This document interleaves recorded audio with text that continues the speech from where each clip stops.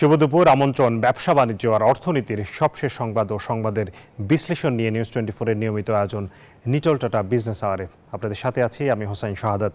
রবি থেকে বৃহস্পতিবার দুপুর 1টায় প্রচারিত হচ্ছে আমাদের এই অনুষ্ঠান।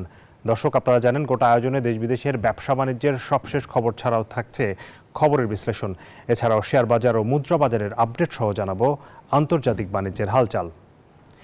টানা 10 দিন পর গতকাল বিকেল থেকে চালু হলো মোবাইল ইন্টারনেট। তবে ইন্টারনেটের ধীরগতির অভিযোগ গ্রাহকদের। ফেসবুক, টিকটক সহ কয়েকটি সামাজিক যোগাযোগ মাধ্যম বন্ধ থাকায় বিপাকে পড়েছেন ডিজিটাল কমার্সের উদ্যোক্তারা।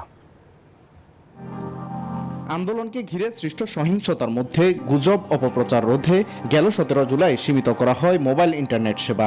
সকালে আইসিটি প্রতিমন্ত্রী জানান, রোববার বিকাল থেকে চালু মোবাইল ইন্টারনেট। ঘোষণা দেয়া হয় গ্রাহকদের 3 দিন মেয়াদী 5 জিবি বোনাসের।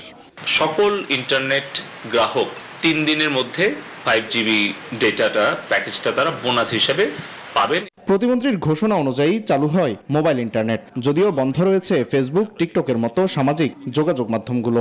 গুজব ঠেকানোর নিজস্ব নীতিমালা না মেনে তথ্য প্রচার বন্ধে পদক্ষেপ না নেয় এসব প্রতিষ্ঠানের বিরুদ্ধে এমন সিদ্ধান্ত দাবি প্রতিমন্ত্রীর। ফেসবুকের গুজব, মিথ্যা তথ্য ছড়িয়ে যখন উস্কানি দেওয়া হয়, তার প্রেক্ষিতে কিন্তু তার বেশ কয়েক ঘন্টা পর আরো 5 জনের মৃত্যু হয়।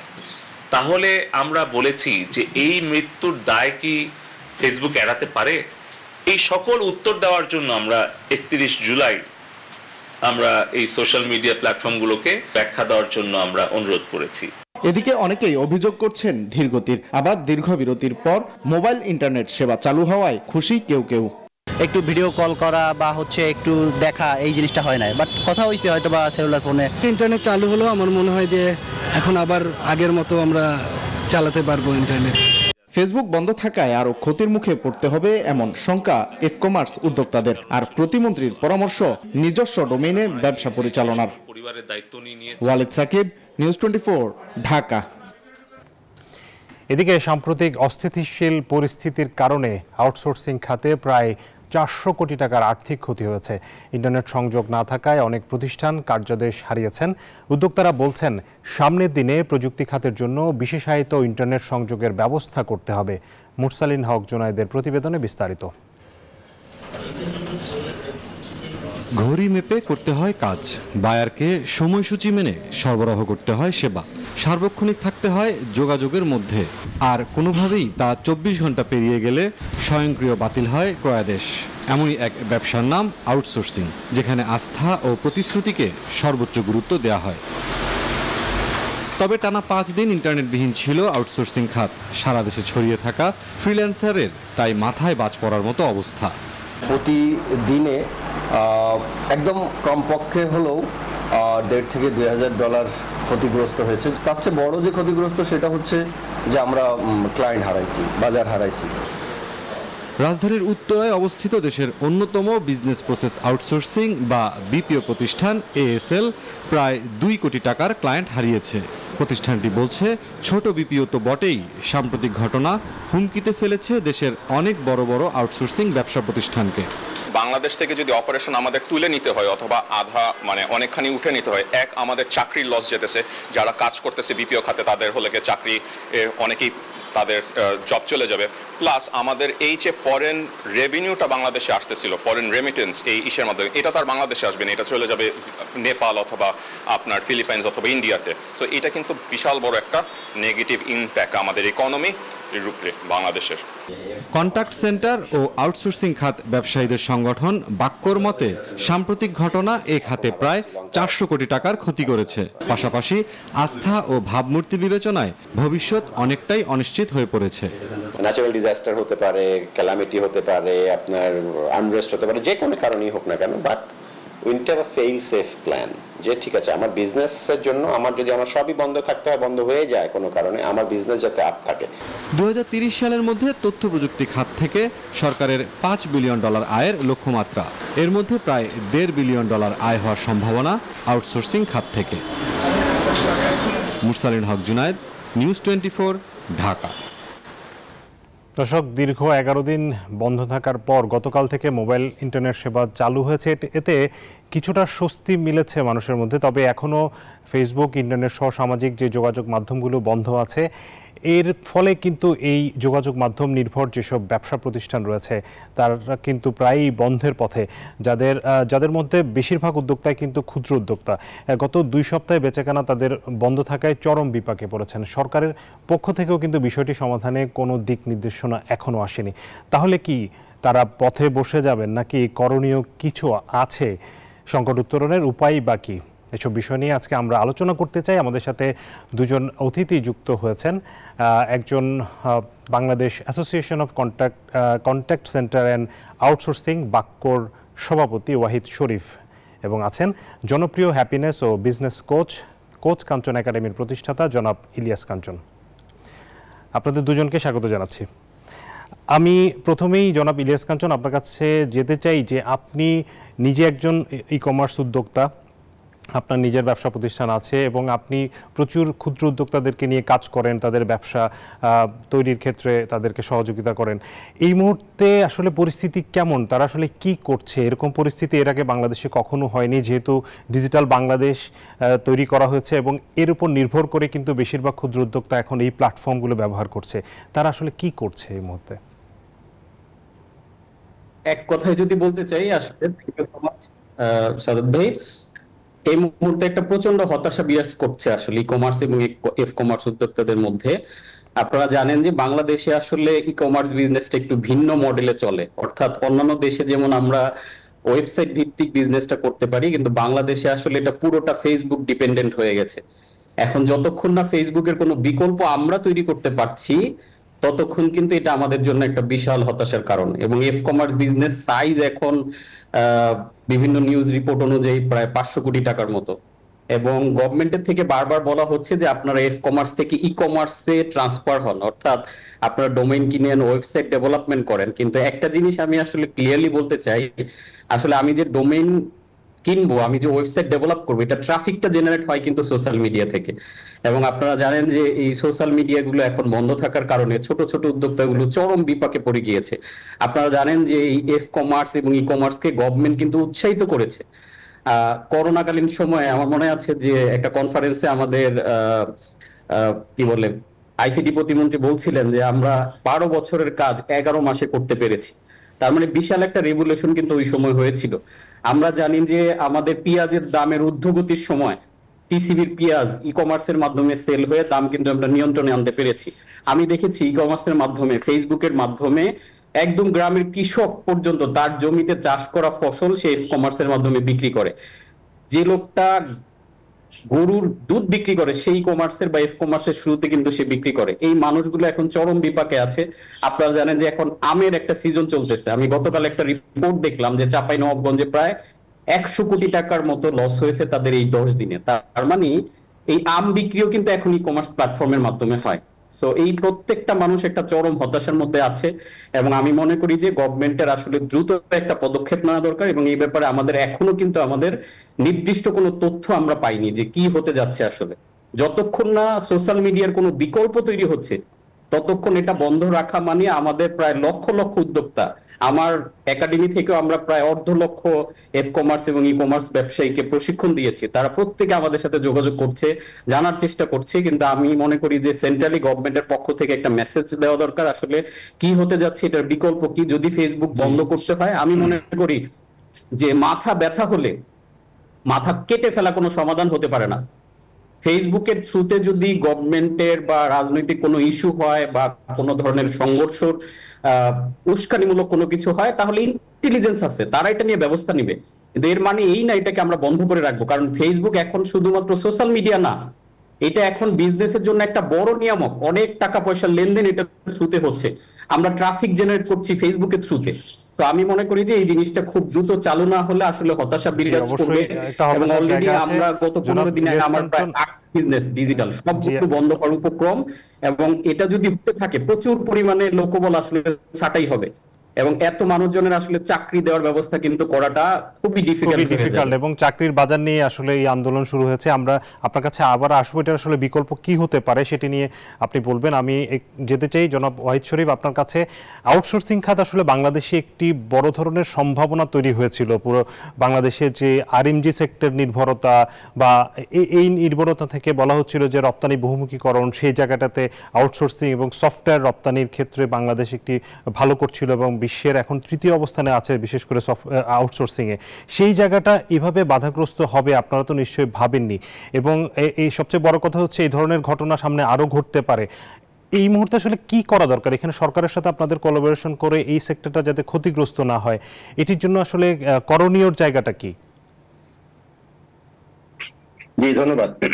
আপনি আসলে রাইটলি সেইড যে এটা আসলে তো আনএক্সপেক্টেড একটা জিনিস। এটা আসলে আমরা কেউই এক্সপেক্ট করি নাই, সরকারও করে নাই, আমরা ব্যবসায়ী কমিউনিটি, সিটিজেন যেভাবে পুরো দেশে এটা আসলে এক্সপেক্ট করে নাই এরকম একটা সিচুয়েশনে আমরা পড়বো। তো এখন যেটা বেসিক্যালি আমাদের যেটা চলমান ডিসকাশন চলছে সরকারের সাথে, যে আমরা দুইটা অ্যাঙ্গেলে জিনিসটা চিন্তা করতে বলেছি। একটা হচ্ছে যে আমাদের এখন যে ক্ষতিটা হয়েছে সেই ক্ষতিটা যাতে আমরা একটু কাটায় উঠতে পারি, সেই জন্য কিছু সহযোগিতা, ফাইন্যান্সিয়াল কিছু সহযোগিতা বা ব্যাংক কিছু রিল্যাক্সেশন, তারপরে আপনার গভর্নমেন্টের থেকে যদি অন্য কোনো ভাবে কোনো প্রণোদনা বা কোনো সহযোগিতা আমরা পাই, একটা জিনিস যেটা আমাদের এক্সিস্টিং যে বিজনেস হ্যাম্পার হয়েছে সেইটা। কারণ এখনো কিন্তু আমাদের 100% আপ যে আমরা বলবো না, বাট মোটামুটি আমরা বলবো 90% আমরা আপ, যেহেতু এখনো ইন্টারনেটে 100% ক্যাপাসিটি আমরা পাইনি বা পাচ্ছি না। আরেকটা হচ্ছে যে গোয়িং ফরওয়ার্ড যেটা সব থেকে বেশি ক্ষতিগ্রস্ত হয়েছে আমাদের হচ্ছে আমাদের কান্ট্রি ব্র্যান্ডিং। আমাদের যে বিদেশি যে কাস্টমার গুলো আমাদের আছে, তাদের কাছে বাংলাদেশকে একটা আইটি ডেস্টিনেশন হিসেবে আমরা যে লাস্ট 14 বছরে যে জায়গাটাতে এসেছিলাম, সেইটা আমার মনে হয় ক্ষতিগ্রস্ত হয়েছে। এটা একটা ট্রাস্ট, যেহেতু আমরা একটা সার্ভিস সেক্টরে কাজ করি, আমাদের কিন্তু প্রোডাক্ট না। আমি যদি একটা প্রোডাক্ট বানাতাম, আমি হয়তো প্রোডাক্টটা তাকে বলতে পারতাম যে 2 দিন পরে ডেলিভারি দিচ্ছি বা 3 দিন পরে ডেলিভারি দিচ্ছি, তাহলে সেটা আলাদা জিনিস। কিন্তু আমি কিন্তু রিয়েল টাইম সার্ভিস দিই। আমার এখানে মেম্বাররা সার্ভিস দেয়, আমেরিকান কোম্পানির পেরোল প্রসেস করে, তারা ওইখানকার 57টা 60টা স্টোরের ব্যাক অফিসের কাজ করে। তো এই কাজগুলো যদি তারা রিয়েল টাইম না করে, ওইখানকার কোম্পানি কিন্তু শাটডাউন হয়ে যাবে, বা ওইখানকার আমেরিকান কোম্পানির এমপ্লয়ি কিন্তু বেতন পাবে না। এটা কিন্তু আমি 2 দিন পরে করতে পারবো না, এবং এরা কিন্তু আমার জন্য বসে থাকবে না। এরা অটোমেটিক্যালি এর মধ্যে তারা অল্টারনেটিভ ডেস্টিনেশন কথাবার্তা বলছে, নেপাল, শ্রীলঙ্কা, ভিয়েতনাম, এরা কিন্তু বসে নাই। ওরা কিন্তু ডেফিনেটলি আমাদের কম্পিটিটিভ কম্পিটিটর, তারা কিন্তু এই কাজগুলো ওদের ওখানে চলে যাবে। তো এখন আমাদের মেইন যে কাজটা হচ্ছে যে আমাদের ওই কাস্টমার বা বিদেশে যে আমাদের কাস্টমার আছে, তাদেরকে এই ট্রাস্ট এবং ওই কমফোর্ট জোনটা দেওয়া যে না, বাংলাদেশ বিজনেস ওপেন, এবং ফিউচারে তারা এই স্টেপ গুলো নিয়েছে। বিজনেস কন্টিনজেন্সি প্ল্যান একটা ক্রিয়েট করতে হবে আমাদের, যে না, এরকম যদি কোনো কিছু সামনের দিকে হয়, ন্যাচারাল ডিজাস্টার হতে পারে, অনেক কিছুই হতে পারে, বিজনেস উইল বি আপ। কিভাবে আপ? এইভাবে আপ। আমাদের সেপারেট নেটওয়ার্ক হইতে পারে, আমাদের স্যাটেলাইটের মাধ্যমে কানেক্টিভিটি হতে পারে, আমাদের সেপারেট লোকেশন থাকতে পারে যেখানে এরকম কিছু হলে বিজনেস কমিউনিটি যাতে অ্যাক্সেস করতে পারে, কমিউনিকেশন করতে পারে। যেটাই হোক না কেন, সরকার বেসরকারি খাত একসাথে বসে এই মেসেজটা যত দ্রুত সম্ভব যদি আমরা আমাদের কাস্টমারকে দিতে পারি, তারা তখন কমফোর্ট জোন পাবে। কারণ তারা অলরেডি আমাদেরকে জিজ্ঞেস করছে যে ঠিক আছে, তোমার সাথে যে এই কাজগুলো আমি দিব বা এখন যে কাজগুলো করছো এরকম যে হবে না, তোমাদের কি কি স্টেপ নিয়েছো, তোমার সরকার কি কি স্টেপ নিয়েছে। তো আমার মনে হয় ওই মেসেজটা দেওয়াটা খুবই জরুরি। তাদেরকে ভরসা দেওয়া যে আমাদের মার্কেটটাতে আসলে এই ডিস্টরশনটা আসলে বারবার হবে না, এই মেসেজটা তাদেরকে দেওয়া, এবং বিকল্প আমাদের কোনো উপায় আছে। আপনাদের কাছে আবারও আসবো, আমাদের একটা বিরতির সময় হয়ে গেছে, বিরতির পর আবারও ফিরছি। দর্শক, নিটল ডাটা বিজনেস আওয়ারের সময় হলো একটা বিরতির, ফিরবো একটু পর, সাথে থাকুন। আবারও স্বাগত জানাচ্ছি নিটল ডাটা বিজনেস আওয়ারে। দর্শক, আমরা আলোচনা করছিলাম ই কমার্স, এফ কমার্স এবং ডিজিটাল কমার্স নিয়ে। আসলে এই খাতে এখন যে সংকট চলছে, সেই সংকট থেকে উত্তরণের উপায় নিয়ে আমাদের সাথে দুজন অতিথি যুক্ত আছেন। আমি আবারও ফিরছি আলোচনায়। আমাদের সাথে আছেন কোচ কাঞ্চন একাডেমির প্রতিষ্ঠাতা জনাব ইলিয়াস কাঞ্চন। আপনাকে দিয়ে ফিরতে চাই। একটু আগে আমি ফেসবুকে ঢুকলাম অন্য VPN ব্যবহার করে, এবং সেখানে আমি দেখতে পাচ্ছি একজন উদ্যোক্তা যিনি ঘি বিক্রি করেন, তিনি অনেক কষ্ট করে একটা স্ট্যাটাস দিয়েছেন। তিনি বলছেন যে আপনারা কেউ কিছু মনে করবেন না, আসলে আমার আর পথ নেই, গত কয়েকদিন ধরে কোনো টাকা ইনকাম নেই, আমার খরচ অনেক বেশি, যে কারণে লজ্জার মাথা খেয়ে আমি এই মুহূর্তে পোস্ট দিতে বাধ্য হচ্ছি, আপনাদের কারো ঘি লাগলে আমাকে জানাবেন। অর্থাৎ তারা একদিকে ফেসবুক চালু নেই, অন্যদিকে এমন পরিস্থিতিতে আসলে এই যে ব্যবসার কথা বলা, মানুষের কাছে বিক্রির কথা বলা, সেটিও এক ধরনের একটি সমস্যা হয়ে দাঁড়িয়েছে। আসলে এই পরিস্থিতি থেকে উত্তরণের উপায় কি? আপনি যদি একটি বিকল্প কোনো কিছু বলেন। আমি যেটা এই মুহূর্তে আসলে আমাদের হাতে খুব বেশি বিকল্প নাই, আমরা ফেসবুকের বাইরে এই মুহূর্তে চিন্তা করার সুযোগ আসলে নাই, এবং গভর্নমেন্ট এই জিনিসটা ডিসাইড করতে যত দেরি করবে এটা গভর্নমেন্টের ভাবমূর্তি আসলে ক্ষুণ্ণ হবে। কারণ সরকার আসলে আমাদেরকে ইন্সপায়ার করে এই সেক্টরে এনেছে, এবং আপনারা জানেন যে গত কয়েক বছরে বিশেষ করে করোনাকালীন সময় থেকে আমাদেরকে বেশি পরিমাণে ইন্সপায়ার করা হয়েছে ই কমার্স এবং এফ কমার্স বিজনেস করার জন্য। আপনি জানেন যে আমাদের জিডিপিতে শিল্প খাতের অবদান 32% উপরে, এবং যেটা শিল্প প্রতিমন্ত্রী আশা করছেন যে 2027 সালের মধ্যে এটা 40% উপরে চলে যাবে। এই শিল্প খাতের 99% বিজনেস হচ্ছে এসএমই বিজনেস, এবং সবচেয়ে মজার ব্যাপার যেটা এসএমই বিজনেসের ম্যাক্সিমাম অংশ এখন কিন্তু অনলাইনে চলে আসছে। ছোট ছোট সকল ব্যবসায়ীরা এখন অনলাইনের উপর ডিপেন্ডেন্ট। আজকে আপনি যদি চায়নাতে যান, ওইখানে দেখবেন যে গুগল, ফেসবুক এগুলোর ব্যবহার নাই, কিন্তু তারা উইচ্যাটকে তাদের বিকল্প হিসেবে তৈরি করেছে। আমাদের এই বিকল্পটা কোথায়, আমার প্রশ্ন হচ্ছে এটা। সো আমি মনে করি গভর্নমেন্ট যদি চিন্তা করে যে না আমরা ফেসবুক বা এগুলোর বিকল্প বানাতে চাই, তাহলে এখন থেকে খুব জোরে সোরে লেগে পড়া উচিত যে খুব দ্রুত যাতে আমরা বিকল্প তৈরি করতে পারি। আর বিকল্প তৈরি হওয়ার আগ পর্যন্ত আমি মনে করি এই সোশ্যাল প্ল্যাটফর্মগুলো আমাদের জন্য ওপেন করে দেওয়া উচিত। ওপেন করার পরে সরকারের ইন্টেলিজেন্স এইখানে কাজ করবে, যারা হয়তো উস্কানিমূলক বিভিন্ন কর্মকাণ্ড করবে তাদেরকে তাদের আইপি অ্যাড্রেসকে ট্রেস করে তাদেরকে ধরে আনা, এই পেজগুলোকে ব্লক করার ব্যবস্থা গভর্নমেন্ট উদ্যোগ নেবে। সো আমি মনে করি যে এটাকে ওপেন করে দেওয়া ছাড়া বিকল্প কোনো কিছু নাই। আপনারা জানেন যে মাননীয় প্রধানমন্ত্রী শেখ হাসিনা তার নির্বাচনী ইস্তিহারে 3টা বাতিঘরের কথা বলেছেন। এর মধ্যে প্রথম হচ্ছে তারুণ্যের শক্তি, বাংলাদেশের সমৃদ্ধি। এই যে তারুণ্যের শক্তি বলা হচ্ছে, এই তারুণ্য শক্তি তাদের পালসটা কিন্তু গভর্নমেন্টকে বুঝতে হবে। এই তরুণদের একটা বড় অংশ এখন ফ্রিল্যান্সিং এর সাথে জড়িত, তরুণদের একটা বড় অংশ আজকে কল সেন্টারে কাজ করছে, তরুণদের একটা বড় অংশ ই কমার্স বিজনেস করছে। এবং দ্বিতীয় বাতিঘর যেটা প্রধানমন্ত্রী তার ইস্তেহারে বলেছিলেন সেটা হলো আমার গ্রাম আমার শহর। আমাদের গ্রামগুলোকে শহরে পরিণত করার কথা বলা হয়েছে, এটা কিন্তু ইন্টারনেট কানেক্টিভিটির মাধ্যমে। এবং সরকার সেই উদ্যোগের অংশ হিসেবে দেশের প্রায় 3,500 ইউনিয়নে কিন্তু নেটওয়ার্ক পৌঁছে দেওয়ার ব্যবস্থা করেছে, অপটিক্যাল ফাইবার কেবল সংযোগ দিয়েছে। তাহলে ইন্টারনেট বিহীন কিন্তু আসলে এখনকার পৃথিবীতে বিজনেস চলতে পারে না। এবং বিল গেটসের একটা কথা আছে জানেন, যে if your business is not on internet then you will be out of business. অর্থাৎ আপনার বিজনেস আউট অফ বিজনেস হয়ে যাবে যদি আপনি ইন্টারনেট বিজনেস করতে না পারেন। এবং 3 নাম্বার যে বাতিঘরের কথা বলা হয়েছে গভর্নমেন্টের ইস্তেহারে, নির্বাচনী ইস্তেহারে, সেটা হচ্ছে প্রযুক্তি নির্ভর এবং দুর্নীতিমুক্ত বাংলাদেশ। এই যে প্রযুক্তি নির্ভর কথাটা বলা হচ্ছে, এটাও কিন্তু ইন্টারনেটের কারণেই বলা হচ্ছে, কানেক্টিভিটির কারণে বলা হচ্ছে। আজকে সোশ্যাল মিডিয়া একটা বড় ধরনের কানেক্টিভিটি আমাদের জন্য। এটাকে অফ রেখে আমরা প্রতিদিন অনেক পিছিয়ে যাচ্ছি, সারা বিশ্ব থেকে আমরা সিটকে পড়ছি। আমাদের ছোট ছোট ব্যবসা, আজকে দেশের মেরুদণ্ড, অর্থনীতির মেরুদণ্ড কিন্তু আমাদের এই এসএমই উদ্যোগ এবং এই ছোট বিজনেস গুলো। আমি মনে করি যে এদের ব্যাপারে খুবই দ্রুত পদক্ষেপ নেওয়া উচিত, এবং যত দ্রুত সম্ভব এগুলোকে ওপেন করার জন্য গভর্নমেন্ট যদি পদক্ষেপ নেয় তাহলে এই বিজনেস গুলো কিন্তু বাঁচবে।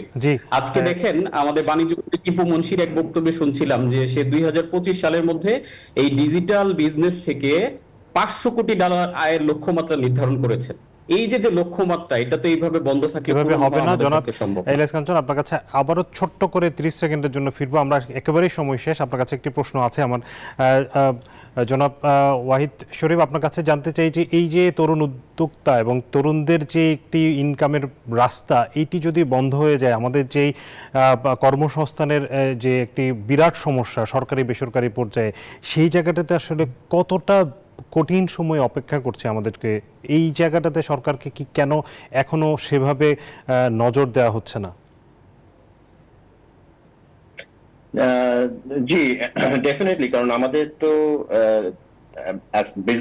বিজনেস অ্যাজ ইউজুয়াল যেটা হয় আর কি, আমার যদি বিজনেস ডাউন হয়, আমার রেভিনিউ যদি লস হয়, ডেফিনেটলি আমাদের টোটাল বিজনেসের সার্ভিস ডেলিভারির কস্টের 60 to 70% হচ্ছে হিউম্যান রিসোর্স কস্ট। তো প্রথমেই সব কোম্পানিরা কিন্তু লোক ছাঁটাইয়ের দিকে আগে যায়, কিন্তু আমরা আসলে সেটা চেষ্টা করি যেটা সেটা সব থেকে লাস্ট অপশন হিসেবে আমরা চিন্তা করি, কারণ একজনকে রেডি করে ট্রেন করে তাকে কাজে নিয়ে এসে তার থেকে রেভিনিউ আর্ন করার মানে অনেক সময় কিন্তু একটা কোম্পানিকে দিতে হয়। তো আমরা চাই না যে এরকম একটা স্কিল হিউম্যান রিসোর্সকে আমরা দাম করে চাকরি থেকে বাদ দিয়ে দিব, এটা আমাদের প্রথম চিন্তা কোনো সময় আসে না। কিন্তু একটা কোম্পানি যদি ওই সিচুয়েশনে যায় ডেফিনেটলি ওই চিন্তা তারা করবে। তো আশা করছি আমাদের মেম্বারদের থেকে এখন পর্যন্ত আমরা শুনি নাই যে তারা ওরকম কোনো কিছু যাবে, বাট এটা যদি খুব কুইকলি রিকভারি না হয় বা কুইকলি যদি আমরা এই ব্র্যান্ডিংটা, ট্রাস্ট ফ্যাক্টরটা এবং এই যে আপনার ইন্টারনেট স্পিড সবকিছু যদি আগের জায়গাতে যত তাড়াতাড়ি আমরা নিয়ে আসতে পারবো তত তাড়াতাড়ি কিন্তু আমরা বিজনেস অ্যাজ ইউজুয়ালি যেতে পারবো। বাট লং টার্মে ডেফিনেটলি এটা কিছু ইফেক্ট পড়বে, কারণ ইন্টারন্যাশনাল কিছু কাস্টমার অলরেডি তারা অন্যদিকে চিন্তা ভাবনা করছে, তারা different country contingency plan create করছে, তারা বাংলাদেশেও যদি কিছু সার্ভিস রাখে অন্য দেশেও কিছু সার্ভিস রাখবে, বাংলাদেশে যে ব্যবসাগুলো সামনের দিকে দেওয়ার কথা ছিল তারা হয়তো একটু স্লো হয়ে গেছে অটোমেটিক্যালি, এখন তারা চিন্তা করছে। তো সেখানে কিন্তু আমাদের মানে জব লসের কিছু সম্ভাবনা সামনের দিকে যে একদমই হবে না সেটা আমি কিন্তু গ্যারান্টি দিতে পারবো না, এটা হবেই যদি আমরা খুব কুইকলি এখানে কাজ না করি। জি, আমাদের সময় একেবারে শেষ। আমি 30 সেকেন্ডে একটু যেতে চাই এই কারণে যে আপনি যেহেতু হ্যাপিনেস নিয়ে কাজ করেন জনাব ইলিয়াস কাঞ্চন, বাংলাদেশের মানুষ আসলে এখন হ্যাপি নাই, সবখানেই একটি টেনশন কাজ করছে। এই সময় যদি আপনি 30 সেকেন্ড খুব ছোট করে মানুষের জন্য, যেহেতু হ্যাপিনেস নিয়ে কাজ করেন, হ্যাপি থাকাটা আমাদের সবার লক্ষ্য, সেই জায়গাটাতে আসলে মানুষকে কি বলবেন? আমি এই জায়গায় যেটা বলি যে শো মাস্ট গো অন, অর্থাৎ আমাদের জীবনে বিভিন্ন ধরনের ক্রাইসিস আসবে, এটাই স্বাভাবিক। এবং সেই ক্রাইসিস মোকাবেলা আমাকে অনেকে জিজ্ঞেস করে হ্যাপিনেস নিয়ে কাজ করেন, হ্যাপিনেসের ডেফিনেশনটা কি? আমি ডেফিনেশনটা খুব মজা করে এইভাবে বলি, হ্যাপিনেস ইজ অ্যাকসেপ্টিং আনহ্যাপিনেস। আমাদের জীবনে চ্যালেঞ্জেস আসবে, প্রবলেম আসবে, এগুলোকে মোকাবেলা, এগুলোর মধ্য দিয়েই কিন্তু আমাদের চলতে হয়। এবং এই চ্যালেঞ্জ কিন্তু আজকে নতুন না, পৃথিবীতে বিভিন্ন সময় বিভিন্ন, আজকে দেখেন ৭১-এর সময় আমাদের মুক্তিযুদ্ধ করে স্বাধীনতা অর্জন করেছি আমরা, ওইটাও কিন্তু চ্যালেঞ্জ ছিল। আসলে আমি মনে করি চ্যালেঞ্জ গুলো আসলে আসে একটা অপরচুনিটি হিসেবে।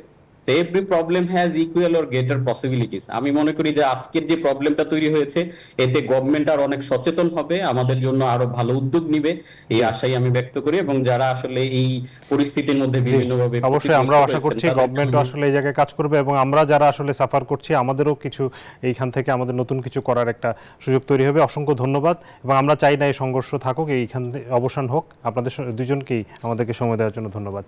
দর্শক, আমরা আলোচনা করছিলাম এই মুহূর্তে নিটল টাটা বিজনেস আওয়ারে আরও একটি বিরতির সময় হলো, ফিরবো একটু পর, সাথে থাকুন। আবারও স্বাগত জানাচ্ছি নিটল টাটা বিজনেস আওয়ারে। এবারে জানাবো শেয়ার বাজারের খবর। আমরা যদি দেখি শেয়ার বাজারের যে দর্শক, শেয়ার বাজারের খবর জানতে আমরা যাচ্ছি ডিএসসির ওয়েবসাইটে। এছাড়াও ওয়েবসাইটে যদি দেখি এই মুহূর্তে লেনদেন চলছে এবং লেনদেনের আমরা দেখতে পাচ্ছি প্রধান সূচক ডিএসসিএক্স ইন্ডেক্স প্রায় 60 পয়েন্ট কমেছে, অর্থাৎ বড় ধরনের ধস নেমেছে বলা যেতে পারে। 5324-এ অবস্থান করছে। ডিএসসি সরিয়া ইন্ডেক্স এবং ডিএস30ও কিন্তু কমেছে। এখন পর্যন্ত লেনদেন হয়েছে 405 কোটি টাকার। লেনদেনে অংশ নেওয়া কোম্পানিগুলোর মধ্যে দাম বেড়েছে 32টির, মাত্র কমেছে 336টির এবং অপরিবর্তিত আছে 24টি কোম্পানির শেয়ারের দর। দর্শক, এই ছিল নিটল টাটা বিজনেস আওয়ারের আজকের আয়োজনে। আপনাদের সবাইকে ধন্যবাদ আমাদের সাথে থাকার জন্য।